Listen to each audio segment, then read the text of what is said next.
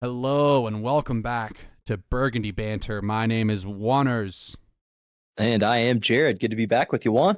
It's been a minute, man. Always love talking Rapids with you, and we got quite a bit of catching up to do just on your relevant takes, man. I know you're a big fan of this Rapids team. Like, you can't get enough. I know you've bought in every player's jersey. Am I right, or is that off a little bit? I didn't. I don't have 91 in the closet yet. Yet, right? Yeah, I'm asking for one for Christmas. I'm sure. But yeah, we're coming off a draw that feels like a loss. I think last week on the pod we had talked, John and I, about Eastern Conference bouts. You always want to they're kind of 2-pointers in some way, where if you lose points against an Eastern Conference team, it doesn't hurt as much as if this team had gone to like a Dallas or a San Jose, right? But still, just given how the game went, this is a pretty disappointing draw that felt like a loss. Jared, what did you make of the 3-3 draw between New England Revolution and Colorado?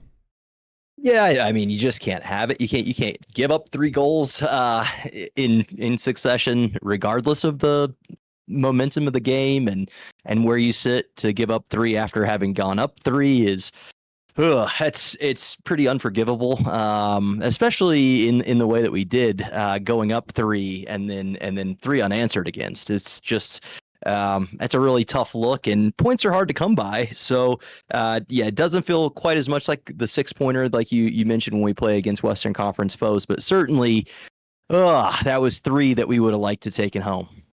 Yeah, and it's a completely different 3 that you're bringing home to a to a home form that has just not been there. We know the Rapids did recently win against the Galaxy, but again, the Galaxy, given where they're at this season, that is a give me, right? So That's my hottest take about the Rapids right now. I think that we're playing poorly enough where we should be falling down the table more, but the teams behind us are really bad. So I think that's maybe a buoy for us, and give us a little bit more time to survive some results like this and still stay well and truly in the playoff hunt. yeah, and it's tough because when you're in a league that the first 9 make the playoffs, right? It's you don't want to see a team coast to that line, right? You definitely want to be one of the top 4. You definitely want to be, towards that playoff, home field playoff. But then at some point, the expectations have got to shift, right? Because, the initial sell was perennial playoff team.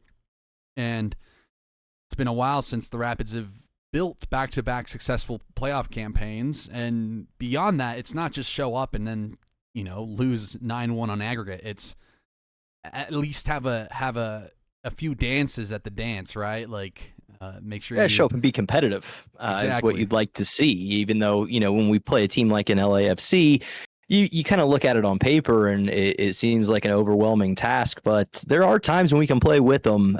We hope to be rounding into form at that time of the season. However, I think if you are, if you have found stretches of form through the season, if you finish the season in good form, you probably don't end up playing an LAFC in the first round. So right.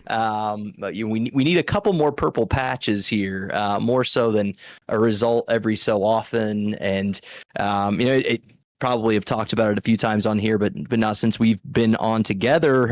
Those scoreless home games are just a backbreaker, because it really dampens. Not only are you losing points, you're losing 6-pointers against against those Western Conference teams, like we said, and you're really like kind of losing momentum with the fans as well, because we start to get used to that kind of sub mediocrity that tends to creep in, and we just need to shake it quickly, and to do so, we needed to score goals. So Saturday night, it was very promising to see us score early and then go up by a few. I think that kind of caught everyone by surprise a little bit, and some people really started to puff their chest up a little bit, just for a second, a very fleeting second as it was. And this is kind of this. I know it's a bit surprising for for most, right? But I mean, on the road, the Rapids have been this team to just, I don't know why, but on the road, I think it just helps, the game style of letting teams just have the ball at home. Like, generally speaking, home teams want to control the ball. They want to pass it around. They want to implement their style, right? And that fits right into the Rapids' best style, which is just that quick transition press into goals, right? And after a while, we'll get into the game here because I mean, there's a lot to dig into this game, even if it was just a cross conference matchup. I do think that the team this was a team without Georgi Mihailovic first and foremost, and if you would have told me the team's going to score 3 without Georgi, I would have been like, well, that doesn't sound right. But much like I mentioned this during year, the game. Yeah, the New York game from last year. It was like so reminiscent, and that was really a high point of last year. We started to kind of see that writing on the wall and get really excited about it. But yeah, to do anything without Georgi, especially to score 3, is probably more than you'd expect, but just one less than we needed. Isn't that so funny? Even when the Rapids score 3, it's still not enough. But yeah, I mean, beyond that, let's talk about this back line because the Rapids scored 3 on 0.8 xG, right? That first goal, well timed shot by Teddy that is just scooped up by Calvin Harris. Eventually, Navajo gets a nice dime from Yappy, and he's able to also maneuver well towards the almost to the top of the box, but he finds a nice little curler, and then you're heading into the half 2-0 up. What'd you make of those goals from Calvin Harris and Rafa Navajo? Yeah, the contributions that we love to see. Well earned team of the week performances there from Yappy and Navajo. DiPietro seems to be settling in a little bit, which is good. It took a little longer than I think we all hoped to get him starting matches and really kind of looking like the type of player that we thought we had when we brought him in. So to see him hitting form is nice. But yeah, definitely felt confident at 2-0 at half. Yeah, and to extend your Teddy take there, 10 minutes after the second half whistle, he manages to find his own goal, his first for Burgundy as well, and that was a very good one. And this is kind of the first time that front 3 have all scored. And I know you can also lump in Yappy up there. But, I mean, between Rafa Harris and Teddy, like, 2 wingers getting a goal and your DP9, who up in that point had not scored in the Rapids' last 10, his last 7. Like, like the fact that the team got these 3 goals without Georgi, with all, with the winger, like, underperformance, with the striker underperformance as of recently, like, this was a very good place to be for the Rapids. Like all the reason to come home with all 3, right? And so minutes after that Teddy goal, Sam Vines scores an own goal here. And I mean, it wasn't too long ago in the last match I had tweeted out Sam needs to lock in. And then soon after he gave that beautiful dime to Georgi for that goal against LA. But Sam Vines, the curious case of Sam Vines, what are we making on this one? Man, I can't make heads or tails of it because it doesn't seem like the same guy. He needs some of the more things to go his way, some things to kind of turn up for Sam Vines, and definitely don't want to see own goals. It did look like a turnoff. So yeah, not exactly what we want to see, and I think that position is tough to see what the future might look like at that position. It certainly isn't as clear as we hoped it would have been bringing Sam back in. We were hoping he would kind of lock that in, not only for him to lock in mentally, but also to lock that position down because we had pretty good production there from Gutman, and to replace that production, we thought we had our guy back in Vines. So we definitely need more of those assists, less of those mental breaks. But hopefully it's a long season. It's not gone tremendously well right now, but fortunately, I think he will continue to get plenty of runouts in the side. So hopefully we can get that form turned back around. Yeah, I will say it's a bit of hot and cold for Sam Vines right now because he did have that sweet assist to Georgie, there's been spots where he's kind of pushed into the attack and has looked like the Vines back of old, right? But it's just funny that the left back position left by Sam has yet to be fulfilled by anyone since then. So I don't know if we need to turn back the time machine a bit there just to get him back, whatever may have happened mentally with the Champions League registration fiasco. I know that was, definitely something on that's something that's going to, be on anyone's mind when you're that close to Champions League footy. But beyond that, I'm feeling like it can't be too cold, right? I'm expecting it to heat up here for him because he has shown a bit of at least a little bit better than where he was, kind of a few weeks ago when Travis was the clear starter. After a while, absolutely, though, and he is 26 right now. This is not. When I think of Vines, I still think of the young academy product type of guy that still has a lot of room to grow. He should be at top form at 26. He has that European experience, didn't go the way that he would have hoped, but you hope you still take away a lot of experience from that and come back stronger and a little bit more crafty, seasoned, resilient. And we really need to see that shine through in order for him to continue to be the guy that holds down that position. And like you say, Travis is on his heels. So, there are options to be had there within the team. But it's been a carousel, like you mentioned. We have only really seen production consistently from Gutman in that position. Obviously, he's long gone. So definitely need to lock that up. You want to see a team where what your strongest four in the back looks like, and I don't think many Rapids fans would agree necessarily on who our strongest four are at this point. What is the strongest 11 at this point, right?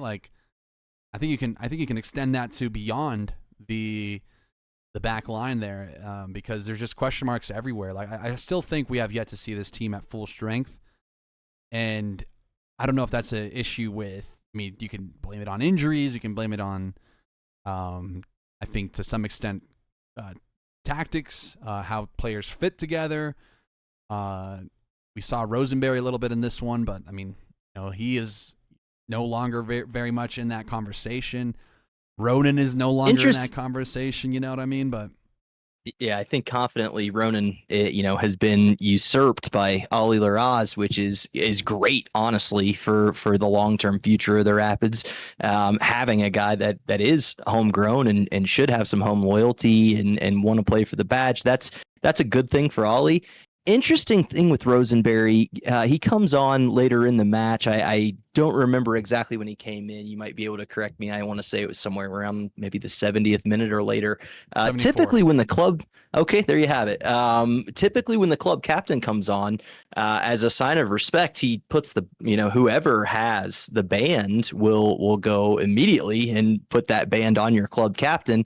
That didn't happen on Saturday, which was noted by a couple of folks that I saw on Twitter in a couple of group chats. So do you think there's maybe a leadership change or controversy, or do you think Rosenberry is the captain still and just maybe kind of playing his way back into that role after I believe having the baby recently? I'm not sure really because I titled the episode of the last pod "Leadership Void," right? Because it does feel like somebody is not really clinging onto that brass ring of I'm gonna lead the charge. I know Georgie in an interview said that some guys weren't pulling their weight. And even in the 2023 year, Cole was kind of the first to really take ownership for the poor season that was, but I just don't know who you would give that captain's armband to at this point. I mean, they gave it to Maxo, and I will say I usually am a staunch Maxo denial guy, but I thought he showed some heart in this one, and he was very much up for a little bit of a scrap. But beyond that, like I don't know who steps up. Maybe I would maybe want to see Ollie take that role, especially if he's going to be kind of that profile, that 6 profile, right?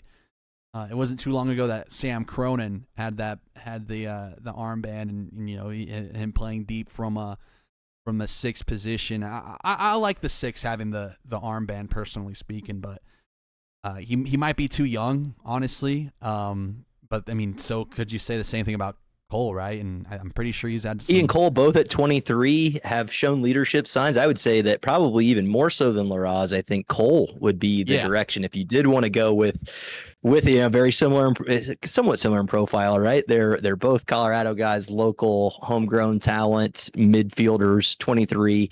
I think if I had that choice to make, I would go with Cole. He's kind of established himself, has been established in the team a little bit longer. Also, his work rate is just unrivaled, really. So I do think that commands respect in itself in the locker room.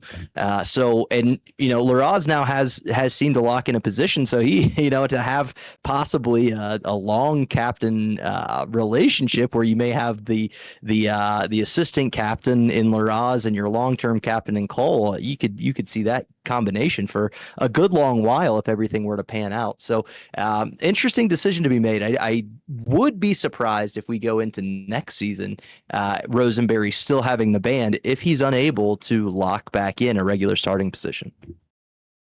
Yes, I agree. The captaincy is kind of, I mean, it probably deserves a bit more love and attention than it has been given right now. Like it needs to matter a bit more than where it's at right now. Because I think we're both just kind of like, I don't know. Yeah, I want to say as well, if you gave it to Georgie, then everyone would understand full well why. He is obviously a leader on the field. Maxu, being a captain at Bromby before and then coming over, has those traits. But I think the team's temperature is kind of set by Maxu in a lot of ways. So I think he's one of the leaders without the band, and I don't see us going that direction, especially with potential backline changes afoot. So it would be very interesting to see what happens there.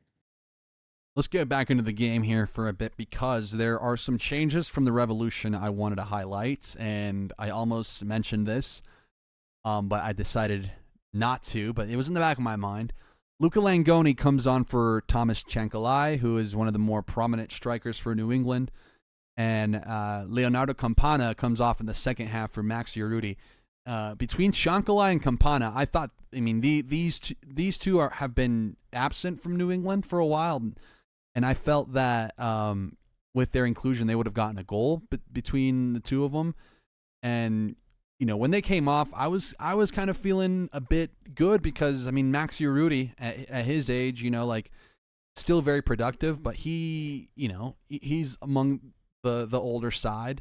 Luca Langoni is a streaky player who had a great summer when he first joined and has since cooled off. So when these two guys came on, I figured, okay, lock it down, because New England took out two of their, more prominent strikers in Campana and Chankalai. There's no reason why they should rally. And even at 3-1, that own goal is one where it could go either way, right? It could go like, oh, that was just like a little blemish on a solid 3 points, or it ended up being the avalanche point here, because after that own goal, the Rapids did not. They lost all their threat. Their last shot came in the 57th minute. Ugh. And that was right before that own goal in the 58th. So to go a whole 30 minutes without a shot, without any forward play, like that's got to be something that's noted because the Rapids had 28% possession here, right? They were fully playing that Armis ball, and it didn't hold up because in the 86th with 3 minute, goals, you have to assume that you've done enough. The hay's in the barn. Just go ahead and defend. But did not turn out to be what we needed in the situation. No, and I'm gonna blame that on Teddy coming off because the minute Teddy came off, there was no one really moving that ball into the final third. Sam Bassett comes on for Teddy Kudipietro, and in the 86th minute, he would be the reason. A very, very, very dumb challenge on Carles Gill, one of the shortest guys on the pitch. You do not need to be dragging him down. Gets the penalty, scores, and at this point it's 3-2. Rapids are in officially squeaky bum time. And in the end, Maxi Urruti, the guy I had, I was expecting nothing from, comes in and scores on a final cross into the box. And I got to say, like, for Nico Hansen to be making like $89K, the multi-million-dollar back line in front of them let him down massively. And I tweeted out on right after the game, either the scouting team is ass or Armis can't coach up a back line. And I don't say that or that or is there for a very good reason because it's kind of a mix of two, right? But Cheeto Awazium, 1.4 million, I'll round that up. Andreas Maxu, another 1.4 million there. Zach Steffen, 1 million. Sam Vines, 900K. Reggie Cannon, 850K there. This is another prime example of just the Rapids' poor spending on positions that, like, there's no reason why that back line should cost you 3 goals there like that. And I don't want to hear we're missing Steffen because you look back at all those goals and those were all, defensive errors. I mean, even, Bassett was not part of that group there, but, like that was a poor decision to bring him on and not have any forward play after that. But what are you making of this back line? And I know you've had some kind of criticisms of them, but what is your thoughts here? What is the Rapids' best back line, to kind of go back to your earlier thought there? That is a fantastic question. If I had to put out what I think the best back four is right now, I do think Travis is probably overperformed. So I'd have him on the left with Awazium and Maxu, and probably Cannon over Rosenberry just from recent form. So is that obviously we're spending enough that should be completely suitable. Travis obviously not in the mix of one of those high paid players, but kind of supplanting Vines in a lot of ways with his pace and productivity. So I don't necessarily think that is good enough to cut mustard, unfortunately. So I do think in order to kind of continue to raise the level of this team, it probably personnel changes are needed back there. So we'll see how that goes. Obviously we had a failed transfer in the center back position, so possibly something to keep an eye on going forward. Yeah, I was just about to bring that up because, the Rapids are, going back to that rumor, the Rapids failed to score in 2 back-to-back games, right, at home, and the Rapids are linked to a center back, right? And at first, you're like, well, that's so Rapids.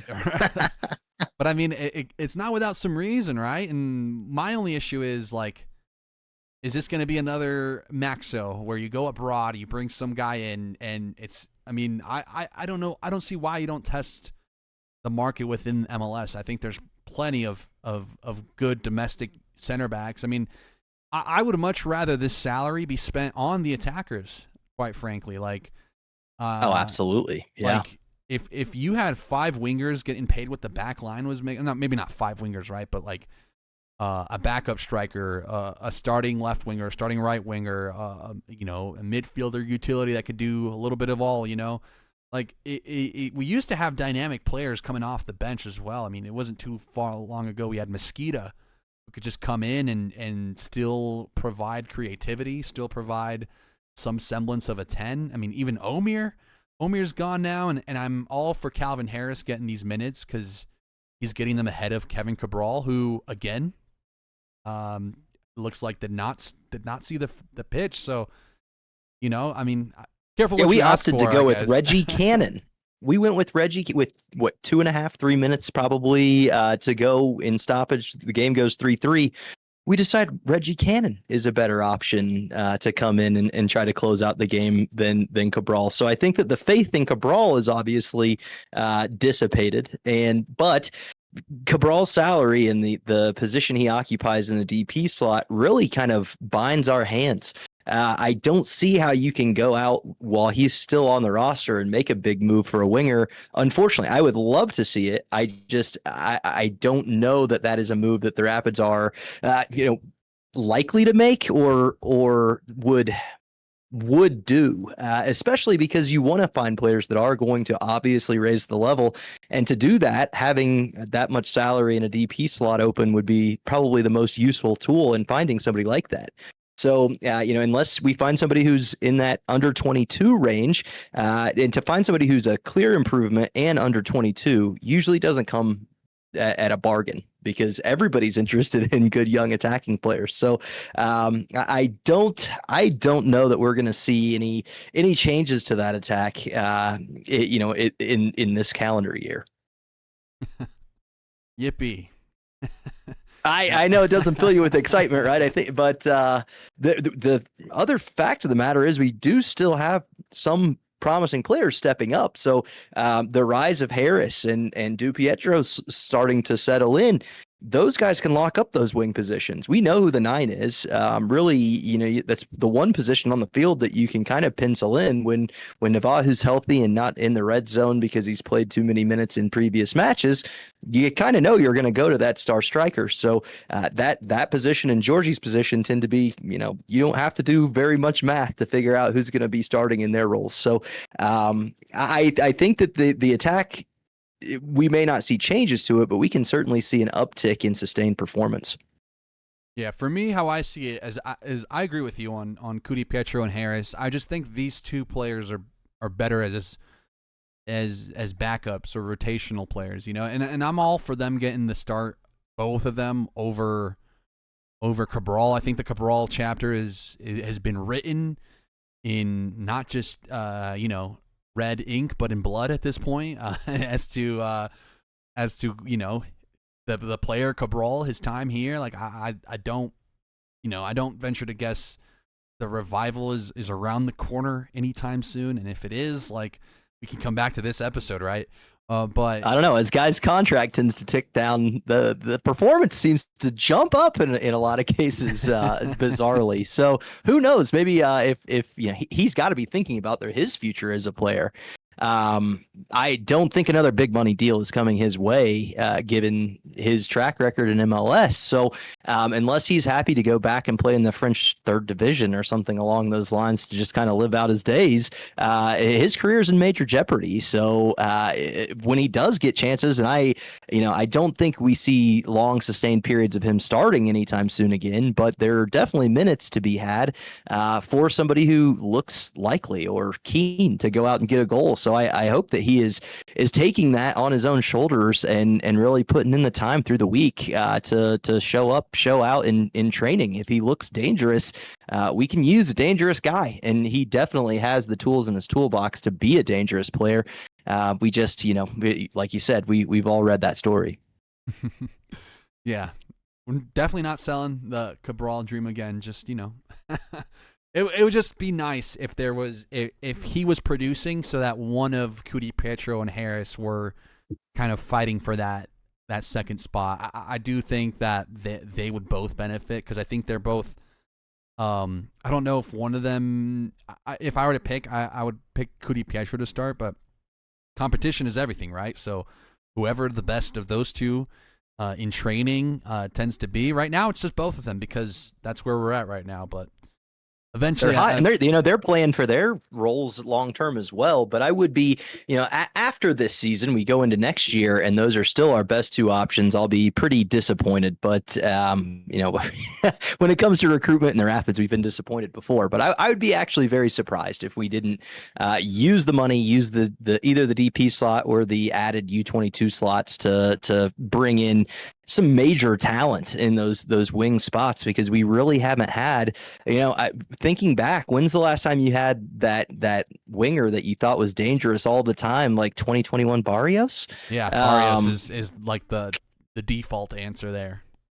And it's been a little while. So hopefully, crossing my fingers that that story is yet to be told, and we go back into the market and possibly look for a guy who has a lot of upside and maybe not a reclamation project like we took on with Kevin Cabral. Absolutely. Any other final thoughts here on the New England game? Ready to move on from this one? I'm ready to put that one to bed, I believe. This one didn't bother me as much as the DC one, but still enough to make you wanna not a good one to look back.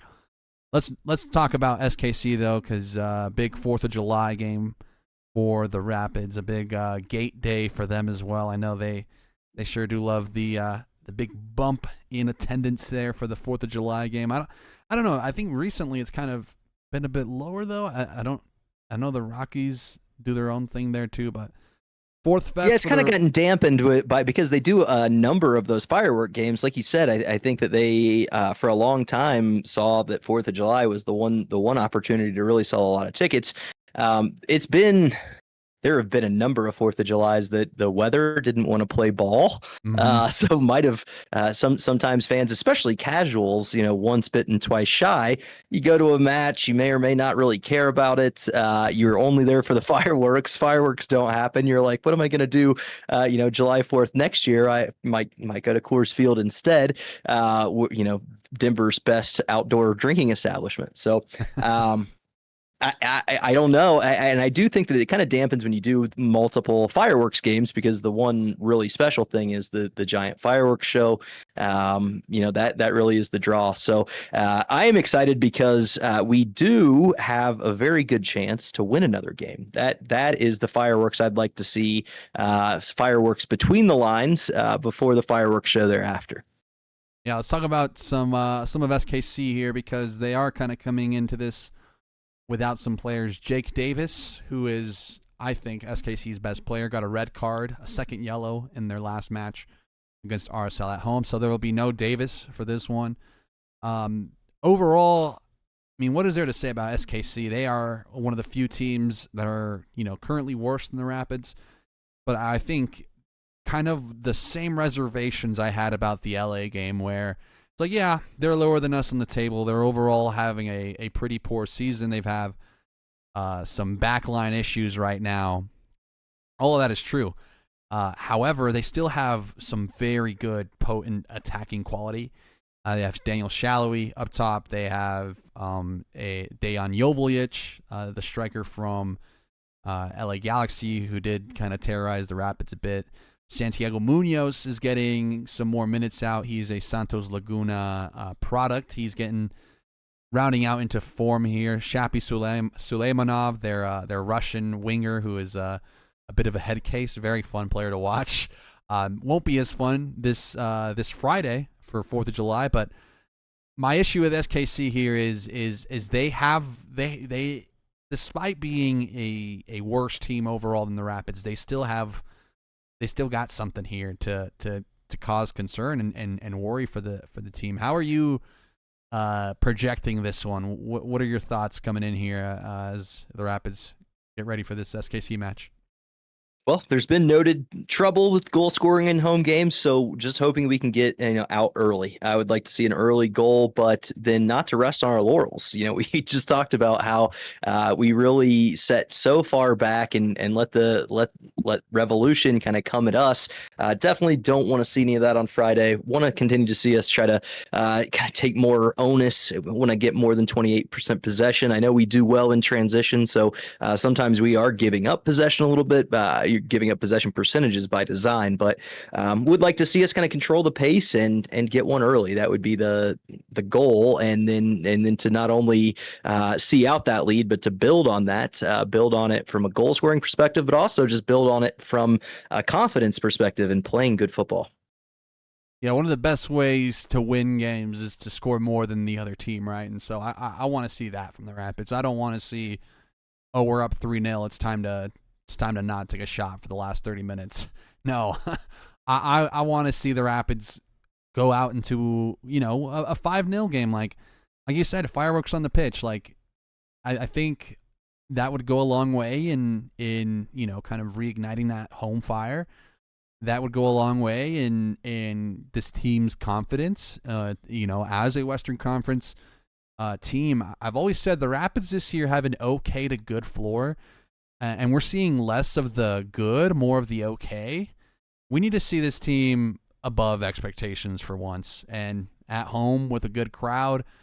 Summer months, again, I want to reiterate, I know June was kind of not the best set of results, but, you know, during this turn, July through August is really Rapids territory. So I want to see the Rapids really come out and show out.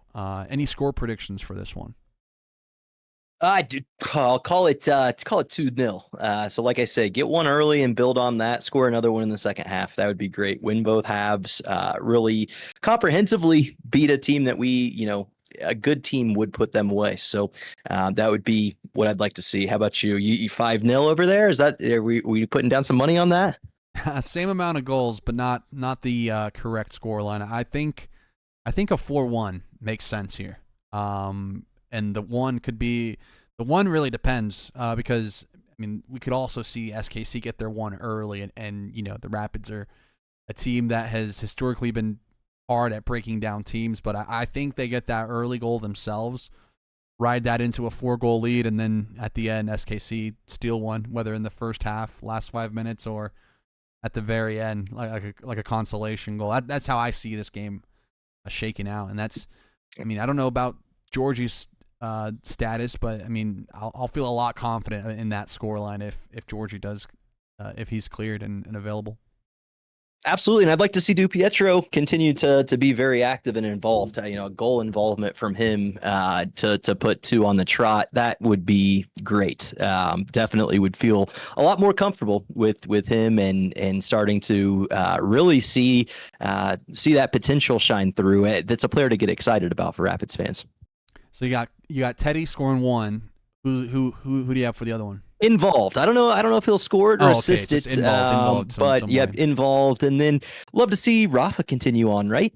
You always want the 9 to be banging them home. That can be the difference in us finding our way into competition for those coveted home playoff spots and struggling to limp in is Rafa going ahead and scored another 10, 12 goals for the rest of the season. My pick is I agree. You want to see your 9 score, right? And for that reason, I'm claiming the Darren Yappy hat trick. There you have it. He got 2 assists in the last one. He needs to be selfish now, and so, Yappy hour, like a goal within an hour. We'll put that time limit on him. But him and Teddy, those will be my 2 goal scorers on a 4-1 Rapids. Maybe they both get braces. I don't know. But yeah, that's going to be it for this episode of Burgundy Banter. Jared, where can they find you? You can find me at Jared_Geisler on Twitter. And I wish I could say I was going to be at the game. Having the little guy, it's tough to get out to the park, but you guys know the drill.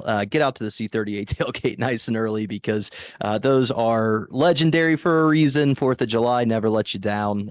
Get out there and get some dev dogs and say hey to the Caleros boys. Yeah, you can find me at Juanners715 on Twitter, at Juanners.Bsky.Social, the Bluesky. Follow Box State Footy easily by just going to boxstatefooty.com. All the links will be right there on that main page. It'll take you to the Instagram, to the Twitter, to the TikTok. Literally every piece of content that gets posted, you can find through boxstatefooty.com. That's going to be it from us here on Burgundy Banter. Thank you guys for tuning in. Have a great rest of your week. And we'll see ya when we see ya. Bye-bye.